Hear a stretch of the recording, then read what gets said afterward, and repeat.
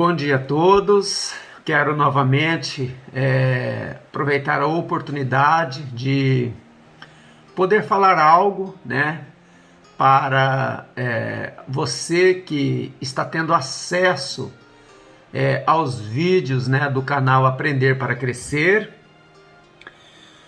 E eu quero falar hoje de um assunto muito importante.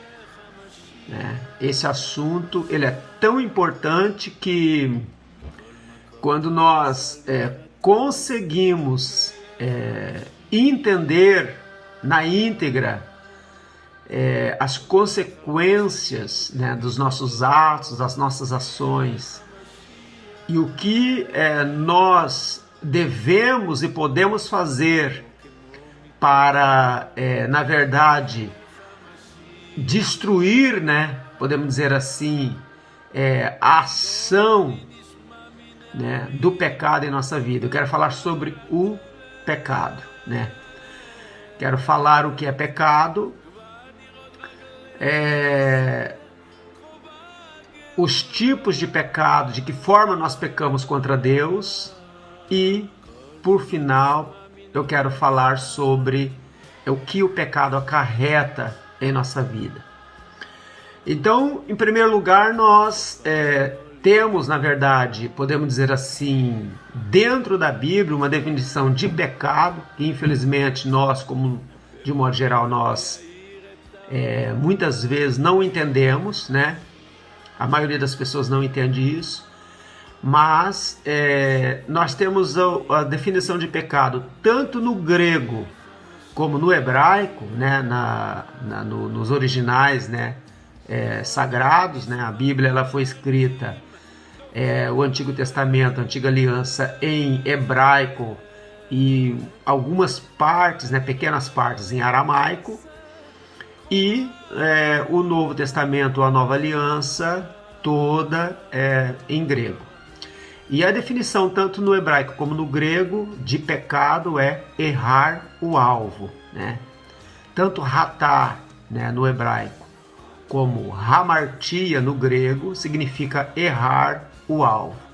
Então, quando você peca, na verdade, você erra o alvo.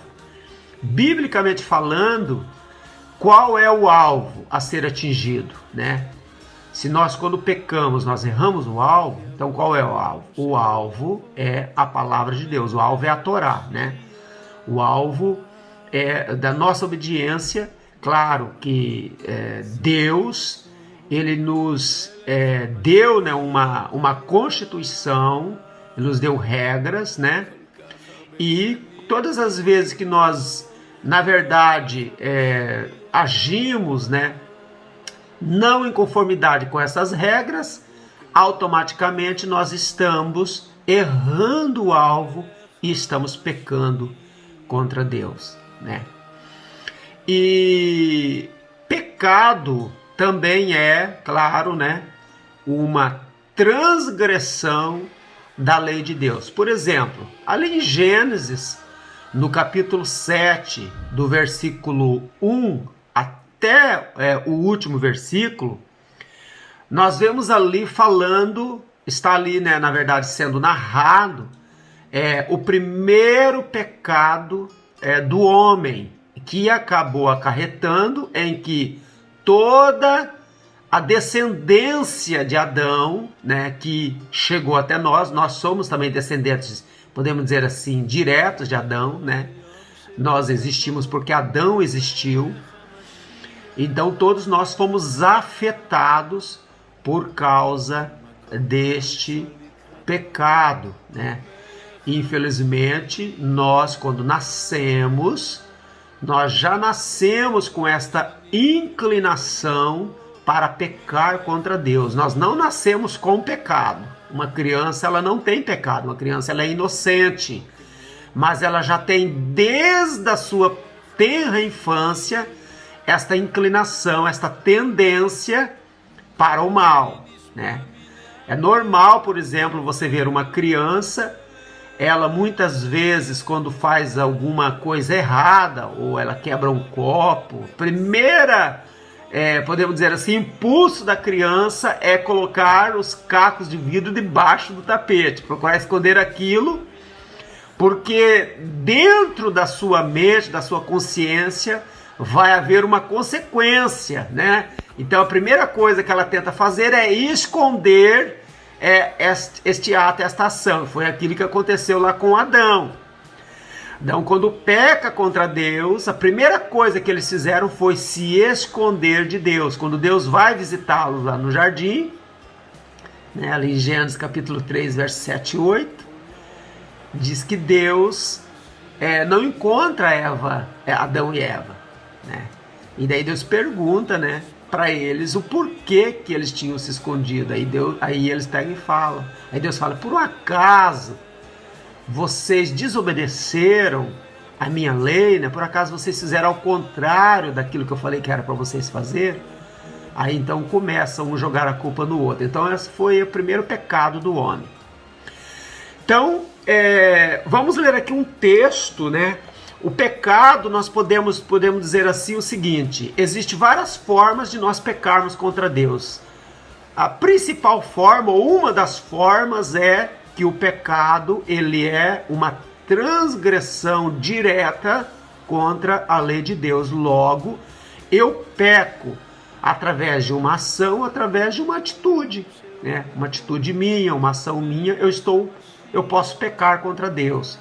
Eu também posso, né, pecar, no caso, podemos dizer assim, me omitindo de fazer algo, né? Existe algo que eu deva fazer e de repente eu simplesmente me omito de fazer aquele algo, também é pecado. Também existe um tipo de pecado que eu posso fazer que está relacionado à motivação do meu coração. Se a minha motivação ela não for correta diante de Deus, eu também estou pecando contra Deus. E também existe uma forma de pecar contra Deus através do meu pensamento. Nós temos alguns exemplos na palavra, a gente vai dizer isso. E depois o que o pecado gera em nossa vida. Então vamos ler logo agora, já no início, ali no primeiro, na primeira carta, a primeira epístola, né, do apóstolo João. Essa epístola é chamada de uma epístola universal, porque ela não é endereçada a uma igreja específica, né, como foi o caso de algumas cartas, né, por exemplo, a primeira carta de Paulo aos Coríntios, né, então essa carta foi endereçada a Corinto, né, a igreja de Corinto, e assim sucessivamente. Então essa carta ela não tem um endereço específico, ela é chamada de carta universal porque ela foi escrita para todas as igrejas. Então diz assim, capítulo 3 de primeira epístola de João, e o versículo 4. Eu vou ler na Bíblia Judaica Completa, né? Quero dizer a você que esse texto ele é melhor compreendido você lendo nas traduções modernas, né? No caso, a tradução, a Bíblia Judaica Completa, a NVI, né? A Revista Atualizada do Brasil também traduz de forma correta esse texto. As traduções mais antigas, elas deixam um pouco obscuro, né? Então diz assim: todo aquele que continua a pecar, ou todo aquele que peca, transgride a Torá, ou transgride a lei, né? Daí ele diz assim, ó: de fato, o pecado é a transgressão da Torá, ou é a transgressão da lei. O que acontece? Quando nós pecamos, nós estamos transgredindo a lei de Deus. Então veja só falando acerca a esse respeito, nós já conseguimos entender uma coisa. A lei, ela continua sendo normativa para nós cristãos, para nós que servimos a Deus, que fomos alcançados por Deus através do sacrifício de Jesus ali na cruz do Calvário. Ela é normativa. Agora é claro que nós temos que entender que existem leis específicas para classes específicas, para cada classe específica de pessoas. Existe lei específica, por exemplo, para a mulher, para o homem, né? Para os filhos, né?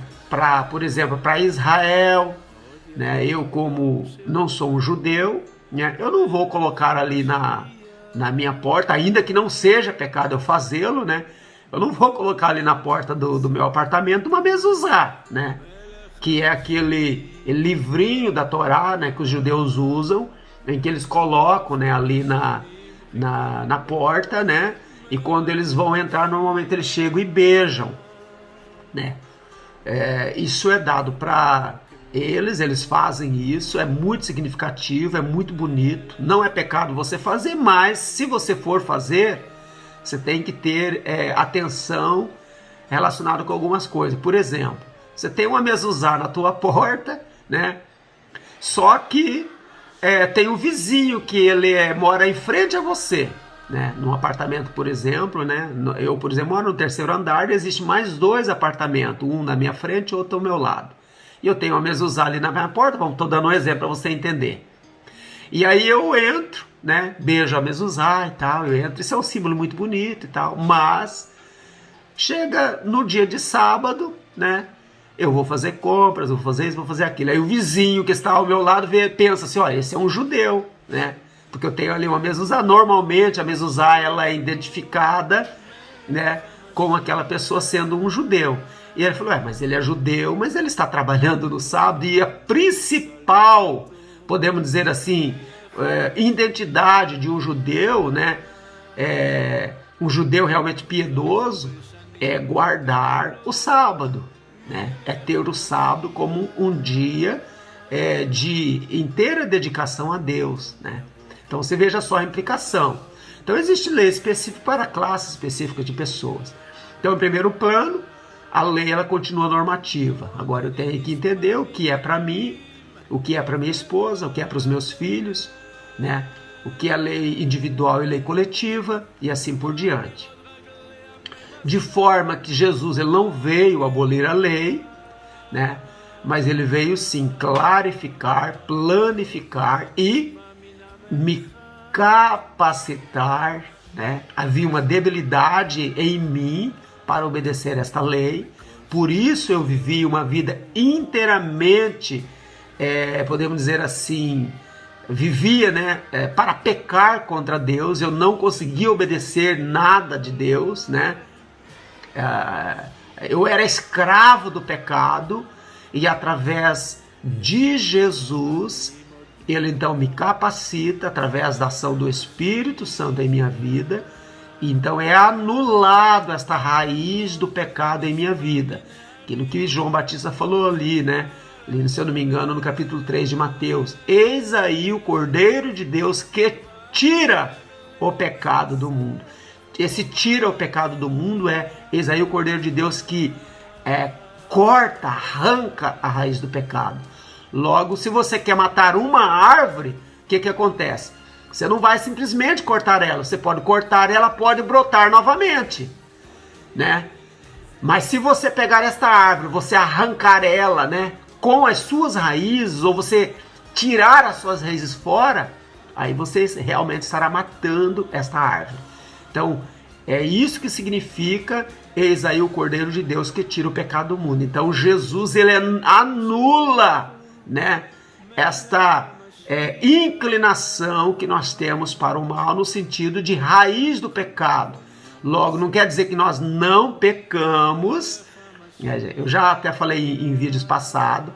É diferente uma pessoa pecar, né, e uma pessoa que vive constantemente pecando. Quer dizer, a pessoa, na verdade, o pecado é uma constante na vida dele. Não, né? Todos nós pecamos, enquanto tivermos este corpo, né, degradado, podemos dizer assim, pela ação do pecado, doenças, tantas outras coisas, nós vamos pecar. Mas o pecado, na verdade, ele não podemos dizer assim, efetivo, né?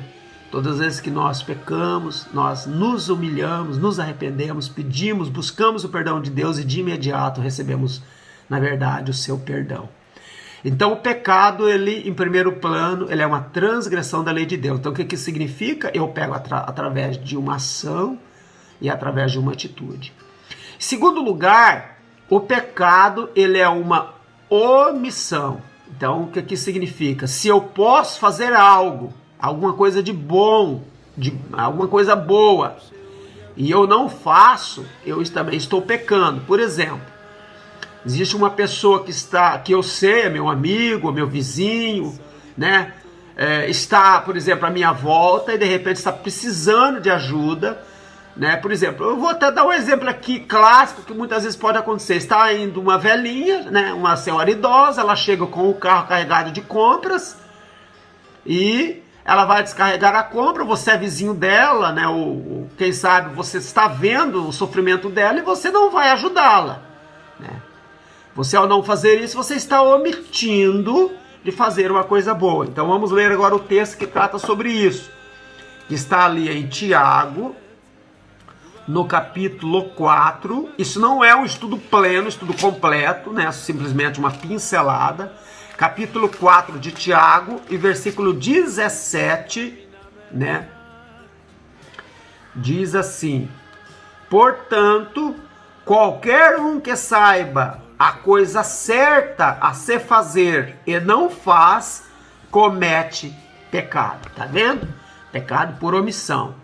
Então, se você pode fazer o bem e não faz, você está pecando contra Deus. Se eu sei que uma pessoa está passando necessidade, essa pessoa está desempregada, não tem o que comer, né? Ou quem sabe está prestes a ser despejado do seu apartamento porque não consegue pagar o aluguel por causa do desemprego, e está em mim o poder ajudá-la, quer dizer, eu tenho condições de ajudá-la e eu não a ajudo, eu estou pecando. Mesmo, pode até acontecer, por exemplo, olha, eu não tenho dinheiro suficiente para ajudá-la, mas eu posso me mobilizar. Por exemplo, eu sou presbítero ali da igreja, né? Onde eu congrego, eu sou presbítero. E eu sei que tem uma pessoa que está prestes a ser despejada da sua casa, do seu apartamento. Eu não tenho condições de pagar, por exemplo, vamos supor que a dívida dela é de 3 meses de aluguel, né? Nesses 3 meses é 3.000 euros, né? Falando no dinheiro aqui da Europa, né? Ou até aqui da Suíça, o franco suíço. Ou do Brasil, por exemplo, a pessoa deve 3 meses de aluguel, vamos supor que seja 3.000 reais, né? Que seja R$1.000 por mês, e eu não tenho como dar esse dinheiro, como pagar esse dinheiro. Então eu simplesmente vou cruzar os meus braços, eu não posso fazer nada, eu não posso ajudar. Eu não posso ajudar, diretamente falando a nível do ajudar ela a pagar a dívida, mas posso me mobilizar. Eu posso, por exemplo, eu como presbítero da igreja, né? Ou mesmo que não seja presbítero, estou falando em relação a mim, né? O presbítero da igreja, chegar na minha igreja e falar: irmãos, olha, eu tenho um caso lá no meu prédio, de uma pessoa que está para ser despejada do apartamento, né? Está com 3 meses de aluguel atrasado, eu não tenho condições de ajudar a pessoa de uma forma plena, são 3.000 francos que ela deve, e eu só posso ajudá-la com X, e eu queria aqui levantar, né, uma contribuição de amor, né, que no Novo Testamento, na Nova Aliança, ele é chamado de koinonia, que é uma contribuição de amor, uma contribuição para ajudar pessoas necessitadas, né, koinonia no grego. E aí eu vou mobilizar minha igreja, os irmãos, dentro daquilo que Deus ministrar em cada coração, né, os irmãos vão contribuir para essa ação, né? E aí a gente vai pagar o aluguel dessa pessoa para que a pessoa não venha ser despejada do seu apartamento. Então veja só, se eu não fazer, eu estou me omitindo, a pessoa vai ser despejada e diante de Deus eu sou responsável, culpado por este infortúnio que aconteceu com essa pessoa, né? E eu estou pecando contra Deus. Pode acontecer, né, dessa pessoa estar sofrendo dessa situação, né? Aqui já vamos nos adiantar um pouquinho em relação ao final. Pode acontecer da pessoa estar passando por essa situação por uma consequência de algo que ela cometeu no passado, algum pecado, né? Alguma atitude impensada, por exemplo, ela ficou nervosa e pediu a conta do emprego, né? Ela não mediu consequências, por causa disso está sofrendo ela e sua família, né? Ou às vezes não aconteceu isso. Agora, por exemplo, nós estamos vivendo a crise do coronavírus. E por causa dessa crise, houve muitas empresas que entraram em dificuldades e mandaram, né, parte dos seus funcionários embora. Houve empresa que faliu e todos os funcionários foram para a rua. Muitas vezes foram para a rua sem receber salários, não é verdade? Então, a pessoa não pecou, a pessoa não é culpada daquilo, foi uma culpa, podemos dizer assim, generalizada, gerada por causa do coronavírus. É claro que às vezes pode ter o empresário agido de má fé, na verdade, pode acontecer isso, o empresário simplesmente agir de má fé, né? Tem condições, por exemplo, já que é uma chamada de atenção para você que diz que serve a Deus, para você que pode, por exemplo, ser uma pessoa que se diz servo de Deus, servir a Deus, e muitas vezes é um empresário, e muitas vezes como empresário poderia ser usado por Deus para ajudar, né, numa situação difícil, não somente pensar no lucro, mas pensar no bem-estar dos seus funcionários, dos seus colaboradores, e você não faz, né? A tua mente está só no lucro. A Bíblia diz assim, que Paulo, né, falando que os ricos deste mundo sejam generosos. Então veja só que há uma incumbência muito grande em relação àquela pessoa que ele é abastado financeiramente a nível da instrução de Deus na sua palavra. Deve haver um amor acrescido para que aquela pessoa que ela é abastada, que tem posses, ela poder ajudar aqueles, podemos dizer assim, os mais os desafortunados dessa vida, as pessoas que sofrem, na verdade. Então veja, nós podemos pecar por omissão, eu me omito a fazer o bem. Mas também existe uma terceira forma de pecar, né? E essa é uma forma que, infelizmente, tanto pessoas que se dizem servir a Deus, como pessoas que não conhecem, né, a Deus e a sua palavra, também fazem, que é motivação do coração, né? O que é isso? É a minha motivação por trás da ação. Então, por exemplo, eu vou dar aqui um exemplo. Nós vamos primeiro ler o texto que está ali em Romanos, no capítulo 14 e no versículo 23, ou melhor dizendo, a gente vai ler 1 Coríntios 13 e 3. 1 Coríntios, né? Carta do apóstolo Paulo aos Coríntios, né? Essa carta ela já tem um endereço. Capítulo 13 e versículo 3 diz assim: posso me desfazer de todas as posses, posso até entregar meu corpo para ser queimado. Se me faltar amor, não ganharei nada. Tá vendo? Motivação do coração. Uma pessoa ela pode fazer o bem, né? Ela pode estar fazendo o bem, mas a motivação por trás dessa ação é uma motivação errada. Ou ela está fazendo para se engrandecer, ou ela está fazendo para simplesmente agradar alguém, a sua esposa, o seu patrão, né? Ou um filho, mas a motivação do coração dela não é aquela. Ela está fazendo simplesmente para se aparecer. Até mesmo na igreja, né? Aquele que se diz, né, um religioso, aquele que se diz uma pessoa que serve a Deus, ele pode ser levado a fazer as coisas por motivação errada. Por exemplo, eu vou dar aqui um exemplo bem clássico. Nós estamos vivendo nos dias o que nós chamamos da imagem e da comunicação, de forma que as pessoas elas querem ser vistas. Por exemplo, vou dar aqui um exemplo bem clássico. A maioria, até vou dizer aqui uma coisa que acontece muito nas igrejas, né? Tem uma festa, né? Uma confraternização, uma festa. E as pessoas, há muitas pessoas que gastam às vezes até o que não tem, né? Faz um vestido novo, o homem compra um terno novo e tudo e coisa, né? para ir àquela festa. Não é, veja só, não é errado a pessoa ir com uma roupa especial. Não é errado isso. Não é isso que eu estou dizendo. Você vai entender.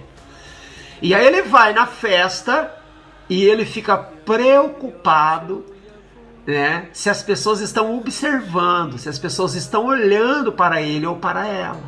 Você está entendendo? Ele está fazendo aquilo para impressionar os outros. Está vendo o vestido que eu estou usando? Né? Você está vendo o terno que eu estou usando? Então o que é isso? Motivação errada. É claro que quando há uma festa, né? Por exemplo, há um casamento, há um batizado, né?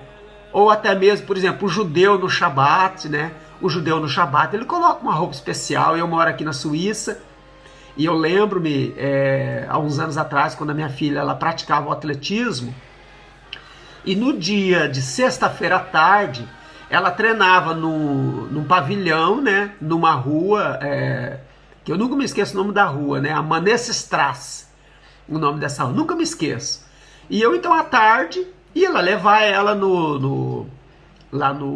nesse pavilhão para ela treinar, e nós passávamos num bairro que mora muitos judeus ali. E ali perto tem uma sinagoga, não sei se só uma, mas tem uma sinagoga ali, né? Possivelmente uma, mas pode ser mais. E quando nós estávamos indo, eu achava uma coisa muito linda, sabe? Eles usarem aquelas roupas, aquele chapéu, sabe? De pelos, coisa mais linda, sabe? Os homens, as mulheres vestidas também a rigor. Então eles se vestem mesmo porque para eles é uma ocasião especial, mas isso é semanalmente, não é anualmente, como acontece com algumas ordens religiosas. Não, é semanalmente eles se vestem daquela maneira, né? Isso me deixava impressionado. Então isso é legítimo, você colocar a sua melhor roupa, né? Colocar o seu melhor sapato, não é verdade? Ou se vai haver uma comemoração especial, por exemplo, um aniversário de casamento, né? Você vai num batismo, isso é legítimo. Agora, o que não é legítimo é você querer impressionar as pessoas para causar um impacto, né? Para que você seja lembrada, ou falada, ou lembrado, ou falado. Isso é pecado, motivação errada do coração. Agora, quando nós fazemos, né, porque é uma ocasião especial, porque eu vou estar honrando meu filho, vou estar honrando a minha esposa, eu vou estar honrando a Deus, né, como é o caso da celebração do Shabat, né, em que os judeus fazem isso para honrar a Deus, tipo assim, ó Senhor, este momento é um momento especial, por isso eu estou me trajando dessa maneira, eu estou me apresentando perante o Senhor desta maneira. Isto é louvável. E com certeza a pessoa que age desta forma, ela será abençoada. Então, é motivação por trás, né, da ação. Existe uma outra forma de pecar. De que forma? Eu pecar através de um pensamento, através da minha mente, né? Jesus, ele deixa bem claro, até inclusive é um dos temas que está atrasado, que eu irei tratar. Eu acredito que assim que Deus me der a oportunidade, né, eu estou nesse momento sem tempo, né, mas assim que Deus me der uma oportunidade de falar sobre esse tema, voltando ao Sermão da Montanha, onde estarei falando sobre o adultério e sobre o divórcio, que é um tema muito atual, precisa ser falado. Mas eu não quero falar a grosso modo, eu quero falar de uma forma bem abrangente, né? E enriquecer mesmo com textos bíblicos, com exemplos. E para isso eu tenho que ter um certo tempo para dar uma recapitulada naquilo que já sei, né? E também buscar novas informações, novas revelações de Deus ao meu coração, para que as pessoas que terão acesso ao vídeo, para que elas sejam ministradas pelo Espírito Santo de Deus. Mas em relação a essa situação de você pecar através da sua mente, Jesus ele dá um exemplo, né? Primeiramente nós vamos ler, né, o que está ali em 1 João 3,15. Vamos voltar lá para a Epístola Universal do Apóstolo João, o capítulo 3 e o versículo 15, onde ele diz assim: Estou lendo sempre na Bíblia Judaica Completa, que é uma Bíblia que ela foi traduzida pelo reverendo David Stern, um judeu piedoso, que quis traduzir uma Bíblia para o judeu, né, que usa, por exemplo, os nomes eles não são transliterados, né, os nomes de lugares também bíblicos e assim por diante. Então diz assim: quem odeia seu irmão é assassino, e você sabe que nenhum assassino tem a vida eterna em si mesmo. Então veja só, João aqui está falando que você, ao odiar, você está assassinando. Agora veja só que coisa engraçada. O ódio, ele é uma ação? Não é uma ação. O ódio, ele é uma omissão? Também não é uma omissão. O ódio, ele parte da mente e também no coração. Muitas vezes o ódio ele se torna uma coisa tão ruim, tão perniciosa, que a pessoa vive uma vida amargurada. Sabe que o ódio, ele prejudica mais aquele que sente do que aquele que no caso, podemos dizer assim, né, o alvo da ação, né? Porque normalmente a gente vai odiar, né, podemos dizer assim, entre aspas, uma pessoa que fez um mal contra nós. Só que aquela pessoa, muitas vezes, que fez o mal, pode haver caso de uma pessoa fazer mal contra mim que ela não sabe. Tá entendendo? Foi involuntário da parte dela. E eu levei aquilo como podemos dizer assim, levei por mal, fiquei com raiva daquela pessoa e a pessoa nem sabe que eu tenho raiva dela. E eu vou sofrendo aquele mal, aquilo vai me corroendo por dentro. E muitas vezes pode levar uma pessoa a ficar doente. Pode levar, até inclusive, pode desenvolver câncer. Isso é provado pela ciência. Que uma pessoa pode desenvolver um câncer na vida dela, levado por sentimento de ódio, né, e de angústia. Então, logo, isso é uma chamada de atenção. Deus, ele já sabendo de tudo isso, porque ele é o nosso Criador, ele é o Criador de todas as coisas, então ele deixa na sua palavra que nós devemos amar as pessoas. E ainda diz assim, ó, se possível for, até o vosso inimigo. O que ele quer dizer com isso?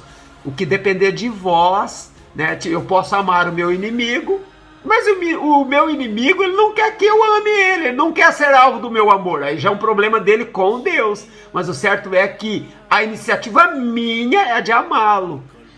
Agora você pode pensar assim, isso é impossível. Dentro do ponto de vista espiritual de Deus, não. Porque eu sirvo a Deus. Eu já aceitei a Jesus como meu Salvador e como meu libertador. E aquilo que é impossível para mim, como humano, Deus pode gerar no meu coração, porque Ele é o meu Deus, Ele é o Senhor da minha vida. Então não é impossível. Agora, é claro, há pessoas que têm uma maior dificuldade, né, em amar. Pessoas que têm maior dificuldade em perdoar. Isso tem que ser um trabalho feito na vida dela, mas enquanto ela não reconhecer que ela é uma debilidade dela e que ela precisa de ajuda, Deus não vai agir na vida dela. Deus só vai agir na minha vida se houver um reconhecimento que eu preciso dessa ajuda.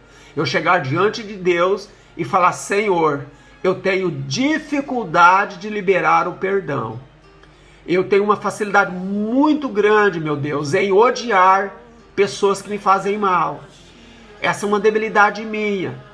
Me ajuda, tenha misericórdia de mim, me capacite, Senhor, para que eu venha conseguir perdoar, para que eu venha amar as pessoas como o Senhor me tem amado, como está ali no Evangelho de João, no capítulo, se eu não me engano, 13 e versículo 34, onde Jesus diz assim, um novo mandamento vos dou, que vos ameis uns aos outros como eu vos tenho amado.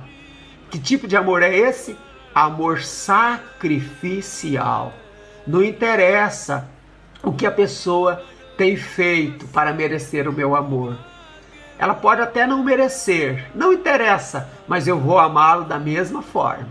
Ela pode até estar me fazendo mal, mas eu vou amá-lo da mesma forma. porque eu sou capacitado por Deus, através da manifestação do Espírito Santo em minha vida, e por isso o meu amor por esta pessoa independe dela merecer ou não. Porque eu não mereço o amor de Deus. Deus me ama da mesma forma. Eu não mereço ser perdoado. Aliás, biblicamente falando, a Bíblia fala que o salário do pecado é a morte. Então, biblicamente falando, eu merecia ter morrido. Mas só que Jesus morreu em meu lugar. Ele pagou o preço da minha redenção. Quer dizer, a morte era para mim, mas Jesus voluntariamente quis morrer em meu lugar. Então você veja só a magnitude do amor de Deus em relação a mim, em relação a você.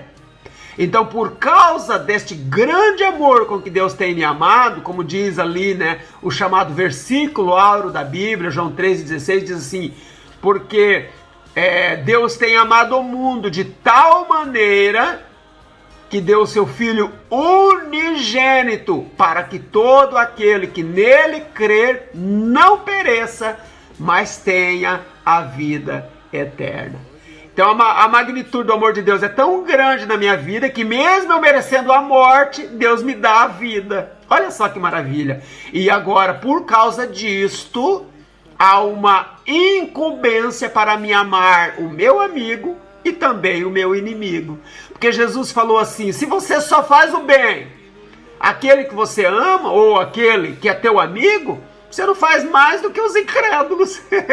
Aqueles que não temem a Deus, né? Aqueles que não têm conhecimento de Deus, aqueles que não amam a Deus e a sua palavra, também fazem isso. Eles fazem o bem aos seus amigos, mas aos seus inimigos eles odeiam. Mas aquele que diz servir a Deus, aquele que se aproxima de Deus, ele tem que provar este amor amando aquele que faz mal a ele. Amém? Então, o pecar através da minha mente. Agora vamos ler o texto de Mateus 5 e 27 e 28. Né? Eu não vou tratar, né, pormenorizado desse texto, porque eu quero tratar ali quando for falar do Sermão da Montanha.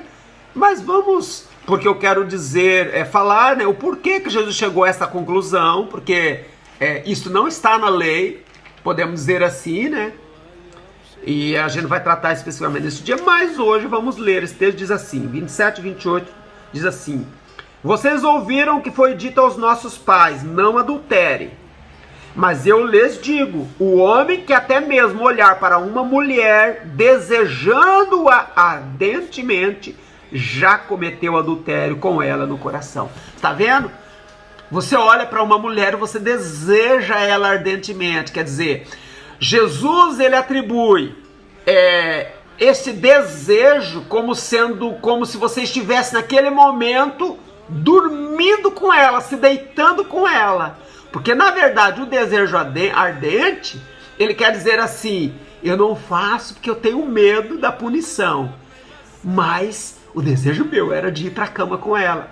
E é isso que acontece quando você deseja com os olhos.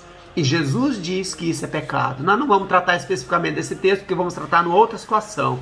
Mas só estamos dando uma pincelada acerca deste assunto. Pecar através da mente, através dos olhos.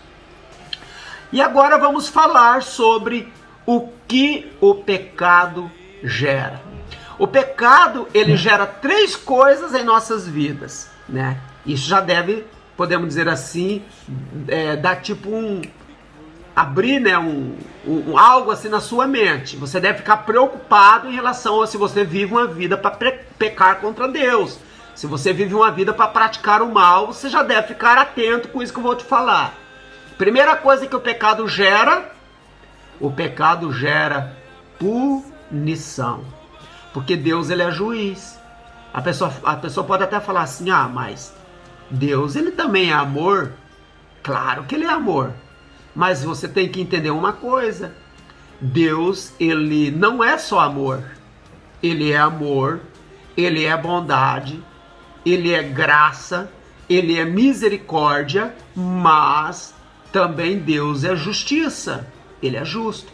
E ele, sendo justo, ele não pode fechar os olhos em relação, né, a uma transgressão contra a lei. Eu vou dar um exemplo bem assim simplório para nós entendermos, né, de que forma que funciona também no mundo espiritual. Eu até já falei, acho que isso em vídeos anteriores. Eu moro na Suíça. E se eu transgredo uma lei da Suíça, vai haver uma punição para essa transgressão. Por exemplo,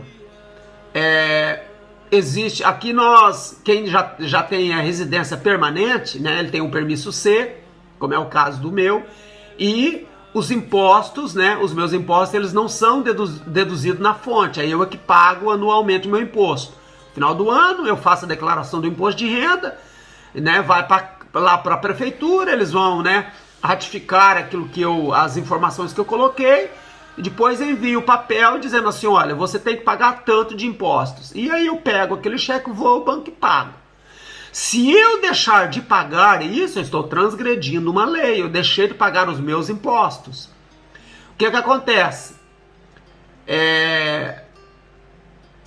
Vamos supor que a data limite é 30 de outubro. E eu não paguei no 30 de outubro. Aí passa um mês, eu não pago. Passa 2 meses, eu não pago. Passa 3 meses, eu não pago. O que vai acontecer? Vai vir uma carta para mim dizendo que eu estou em dívida com a prefeitura, com o Estado. E aí, se eu devia 5 mil, já vai haver um juro acrescido sobre esta dívida. Eu não sei qual é, né, a situação aqui de juros, mas vamos supor que seja, por eu ter atrasado 3 meses, vamos supor que o juro seja de 10% sobre o valor devido. Então, nesse caso, eu devo 5 mil, vou ter que pagar 5.500. Mas mesmo assim eu não pago, eu ignoro. Aí mais um mês, 2 meses, 3 meses, de repente vem uma segunda carta. Na segunda carta vai dizendo, você está em dívida e você agora está devendo 5.600. Então você está entendendo? Há uma punição. Há uma, podemos dizer, há uma situação que foi gerada por causa dessa minha transgressão. Então isso chama punição. Então Deus, como sendo juiz, ele julga com justiça. Mas daí você pode dizer, mas nós estamos vivendo a dispensação da graça. É verdade. Quando há um arrependimento, aí entra Jesus na causa para anular aquela punição. Então você está vendo como é que você precisa de Jesus? Sem Jesus você não é nada e com Jesus você tem tudo? O que acontece? Então eu transgredi um mandamento, uma lei, ou por omissão, ou por motivação errada do coração, ou através da mente, ou seja lá da forma que foi que eu transgredi, né? E eu reconheço que sou um transgressor e que preciso do perdão. Aí eu chego perante Deus, a Bíblia diz que as minhas orações elas são feitas a Deus em nome de Jesus, né? Então, veja só, a tua oração ela tem que ser feita a Deus em nome de Jesus, né? Aí eu chego perante Deus e oro a Ele, e rezo, né? Perante Ele falo, Senhor, tenha misericórdia de mim, porque eu tenho pecado contra Ti. Me perdoa, Senhor, né? E eu faço essa oração em nome de Jesus. Por que é em nome de Jesus? Porque a Bíblia diz que a autoridade hoje, ela está no nome de Jesus. É através da autoridade do nome de Jesus que os demônios, eles são expulsos. Eu não posso chegar, por exemplo, numa pessoa possessa e falar assim para essa pessoa, eu te repreendo, demônio, saia dela em nome de Deus. Não. É em nome de Jesus. No mundo espiritual, a autoridade hoje é no nome de... A Bíblia diz até, inclusive, que todo joelho há de se dobrar e toda a língua de confessar que Jesus é Senhor. Então, ainda que você, em vida, não confesse que Jesus é Senhor da sua vida, que Jesus é teu Salvador, você pode viver uma vida inteira a pecar, uma vida de qualquer maneira, mas pode ter certeza que vai chegar um dia, antes um pouquinho da eternidade, que a Bíblia diz que todo joelho terá que se dobrar perante dele. Não importa se você foi um grande ou um pequeno aqui na terra, não importa nada, todos irão se dobrar, até pessoas, reis, né, ditadistas, né, grandes personalidades, né, da humanidade, que a maioria nunca quiseram saber de Deus, né? Pessoas que eram senhores aqui na terra, nunca prestaram contas a Deus, naquele dia vão ter que se ajoelhar perante o Senhor e confessar que Jesus é Senhor, ou que Yeshua HaMashiach é Senhor. Então você veja só que coisa, né? Então você reconhece que você é um pecador e você ora: Senhor, em nome de Jesus, me perdoa. Se o arrependimento é sincero, quer dizer, é do profundo do coração, não é só verbal, porque a pessoa pode se arrepender verbalmente. Como pode acontecer, por exemplo, uma pessoa dizer assim para outra, eu chegar para um amigo meu que eu ofendi ele, e eu falar assim: olha, me perdoa, eu te ofendi, eu não devia ter feito aquilo. E meu amigo falar assim: eu te perdoo, mas só ser da boca para fora. Ele continuar me odiando da mesma forma. Pode acontecer isso? Já aconteceu comigo, inclusive, de haver uma situação entre eu e um amigo meu. Eu ofendi ele, houve uma discussão ali e tudo, e houve ali uma situação que eu errei. E depois eu me apercebi daquilo, passado 1 ou 2 dias, eu fui ter com ele e falei: olha, me perdoa, eu não devia ter feito aquilo, quero o teu perdão. Abracei ele, nós nos abraçamos tudo. Resultado, passou em torno de uns 2 ou 3 anos, né? Houve uma situação que aconteceu na igreja. E esse amigo meu veio ter comigo, ele sentiu de Deus que na verdade ele não tinha ainda me perdoado. Veio ter comigo e falou: ó, Geraldo, lembra quando aconteceu aquilo, assim, assim, assim? Eu falei: lembro. Pois é, eu quero dizer para você que na verdade eu não te perdoei naquele dia. Mas eu quero dizer para você que agora eu te perdoo. E eu quero pedir perdão a você por aquilo por eu não ter te perdoado e tal. E aí, claro, eu falei: não tem problema nenhum, meu amigo. Eu não vou dizer o nome dele por uma questão ética, né? E aí nós nos abraçamos e ficou tudo bem. Então você veja só que a pessoa me perdoou verbalmente, mas só que no coração não me perdoou. Pode acontecer isso. Então o arrependimento, ele não pode ser só verbal, ele tem que ser principalmente do coração. Aí diante de Deus você faz essa oração e aí de imediato Deus ele vai e te perdoa. Então veja só, a punição ela é anulada. Existe uma outra coisa que o pecado acarreta. O que o pecado acarreta? Culpa. Quando você peca, você, diante de Deus, você é culpado. Mas pode haver alguma coisa que eu possa fazer para que essa culpa ela seja anulada na minha vida? Pode. O meu arrependimento e reconhecimento, quando eu me humilho perante o Senhor, me arrependo e reconheço que preciso do perdão de Deus, naquele momento, Deus ele anula a punição e anula também a culpa. Porque o sangue de Jesus Cristo vertido na cruz do Calvário, o sangue de Yeshua HaMashiach vertido na cruz do Calvário, ele serve para perdoar o meu pecado, quer dizer, anular a punição e também a culpa. Agora, existe uma terceira coisa que não vai ser anulada. E aí é uma chamada de atenção para cada um de nós. Que, na verdade, essa terceira coisa é a consequência pelos meus atos, pelos meus pecados. Isso Deus não anula. O que acontece?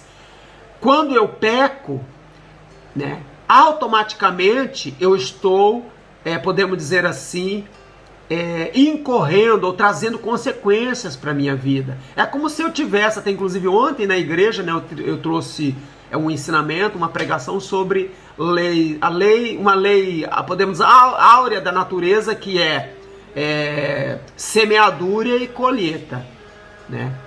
Todas as nossas ações, elas são semeadura. Você está semeando. E quando você semeia, é certo que você vai colher. Ou para o bem, ou para o mal. E, falando desse ponto de vista, normalmente, a colheita é maior do que a semeadura. O que significa? Eu plantei um grãozinho, mas a colheita vai ser dezenas e dezenas de grãos. Aquele grão vai me gerar dezenas e dezenas de grãos.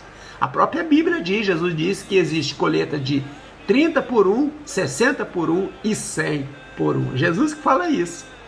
Então eu devo me preocupar, porque os meus pecados contra Deus, né, vai gerar consequências na minha vida. Por exemplo, vou dar aqui um exemplo a você. Você cometeu um adultério, né?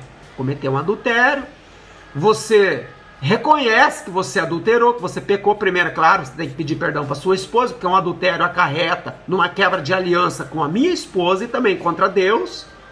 Então aí você chega para tua esposa, olha, aconteceu isso, isso e isso, eu adulterei, não devia ter feito tal. Tua esposa, tá bom, e você, olha, eu tô arrependido, eu quero o teu perdão. Eu tô falando de esposa, como também pode ser o contrário. Pode ser uma esposa que adultera contra o marido, tá entendendo? E daí ali o pedido de perdão, a parte afetada, ela resolve perdoar, porque o perdão ele existe para ser exercido. Claro que tem pessoas que têm uma maior dificuldade em exercer o perdão, que a gente já falou no passado, e muitas vezes isso tem que ser gerado por Deus em nossa vida. Quer dizer, você reconhece que há uma debilidade na sua vida para praticar o perdão e Deus vai te capacitar você. Quando você reconhece, você entende que você precisa da ajuda de Deus, da ação do Espírito na sua vida. Ele vai te capacitar.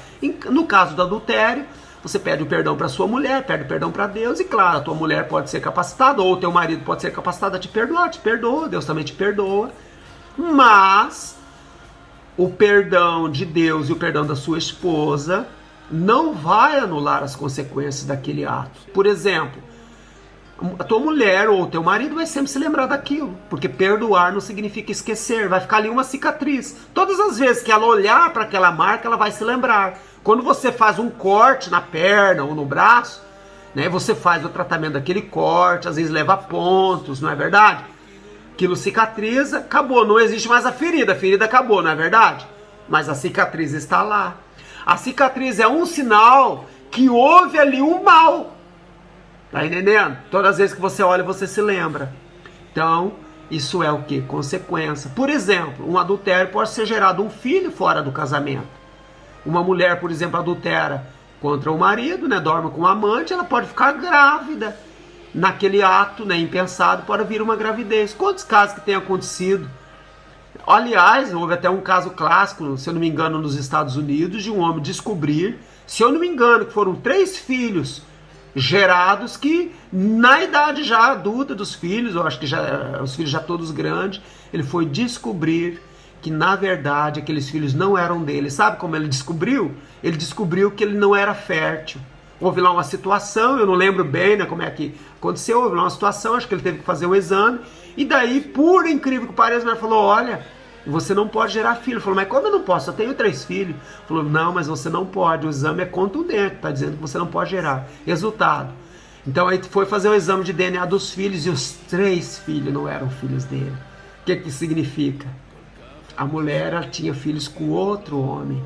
Era o amante que gerava filho nela. Então você veja só, mesmo que ele, vamos supor, né, eu não vou estar aqui julgando esse caso, ou entrando merda na questão, mas mesmo que aconteça, olha, você me perdoa e tal, e tal, e ele tá, ok, eu te perdoo.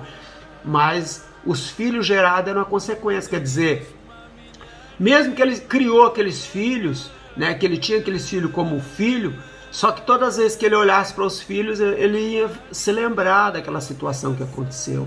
E em relação a outra situação que você gera um filho que não é criado por você, nem para sua esposa, nem pela sua esposa e por você, é uma consequência daquele ato. Você tomou dinheiro emprestado e não pagou, né? Você ficou 1 ano, 2 anos, 5 anos devendo aquele dinheiro. De repente você chama a pessoa, me perdoe e tal, você paga. Pagou a pessoa e tal, né? Quitou a dívida.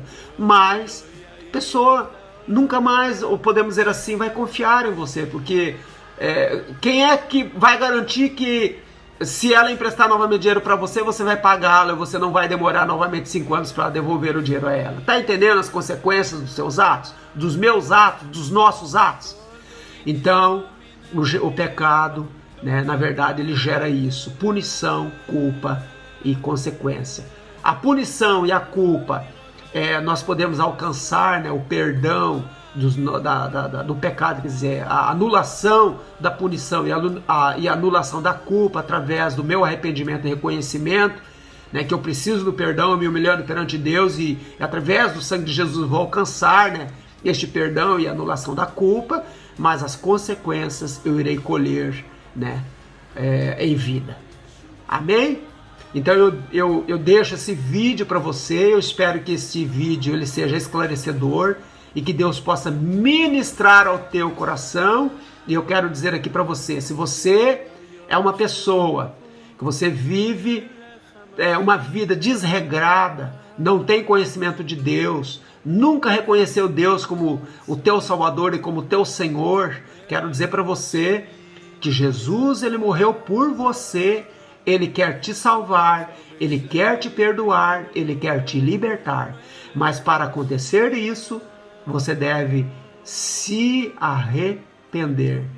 Arrependei-vos para que sejam apagados os vossos pecados. Foi isso que Pedro disse ali para aquela audiência, né? Ali em Jerusalém, naquele dia, né? Que o arrependimento ele gerava o quê? Anulação dos pecados. Então eu quero dizer para você que existe uma solução, sim. A solução ela passa por nós assumirmos um compromisso com Deus através de Jesus, que morreu para nos salvar, para anular, né, a punição e a culpa em nossa vida. Então um grande abraço para você, que Deus ministre ao teu coração. Quero dar um beijo no teu coração e dizer que Deus possa dar para você uma excelente semana, né?